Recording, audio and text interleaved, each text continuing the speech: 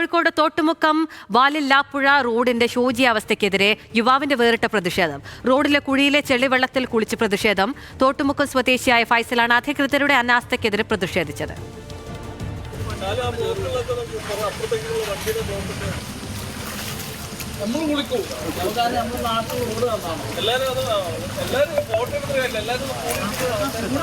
വിവരങ്ങളുമായി രതീഷ് വാസുദേവൻ ഉണ്ട്. രതീഷ്, ഈ റോഡ് പഞ്ചായത്തിന്റെ കീഴിലുള്ളതാണോ പൊതുമരാമത്ത് വകുപ്പിന്റെ കീഴിലുള്ളതാണോ? ഇതിന്റെ കീഴിലുള്ളതാണ് ഈ റോഡ്. ഈ ശോച്യാവസ്ഥ തുടരുകയാണോ കുറെ നാളായിട്ട്? ഈ പ്രതിഷേധത്തിന്റെ വിശദാംശങ്ങൾ എന്തൊക്കെയാണ്?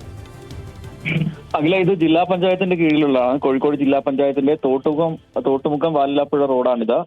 നമുക്കറിയാം, ഈ ഗ്രാമീണ റോഡുകളൊക്കെ പലതും ഇത്തരത്തിൽ ഈ വെള്ളക്കെട്ടുകളായി ഇത്തരത്തിൽ ഒരു കുളിക്കാനുള്ള പ്രേരണ നൽകുന്ന തരത്തിലാണ് റോഡുകളുടെ അവസ്ഥ പലയിടങ്ങളിലും എന്നത് യാഥാർത്ഥ്യമാണ്.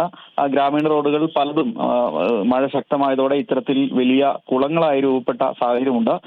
ഈ റോഡ് നിരവധി വർഷങ്ങളായിട്ട് അറ്റകുറ്റപ്പണി നടത്താത്തതാണ് ഈ റോഡിന്റെ ശോച്യാവസ്ഥ കൂട്ടിയത്. നിരവധി തവണ ഈ അധികൃതരോടൊത്ത് ഇതിന്റെ ശോച്യാവസ്ഥ ബോധ്യപ്പെടുത്തിയെങ്കിലും നടപടി ഉണ്ടായില്ല എന്നതാണ് നാട്ടുകാരുടെ ഉൾപ്പെടെ ആക്ഷേപം. ഇതിനിടയ്ക്കാണ് കഴിഞ്ഞ ദിവസത്തെ ശക്തമായ മഴയിൽ റോഡിൽ വലിയ കുളങ്ങൾ പോലെ വെള്ളക്കെട്ട് രൂപപ്പെട്ടപ്പോൾ ഇത്തരത്തിൽ ഒരു വേറിട്ട പ്രതിഷേധം പ്രദേശവാസിയായ ഫൈസൽ ഉൾപ്പെടെ നടത്തിയത്. എന്തായാലും വലിയ ജനകീയ പിന്തുണ ഉൾപ്പെടെ ഈ ഫൈസലിന്റെ ഈ റോട്ടിലെ കുളിക്ക് ഉണ്ടായി എന്നതാണ് ഏറ്റവും രസകരം. എന്തായാലും ഇതിപ്പോൾ സമൂഹ മാധ്യമങ്ങളിൽ വൈറൽ കൂടിയാണ്.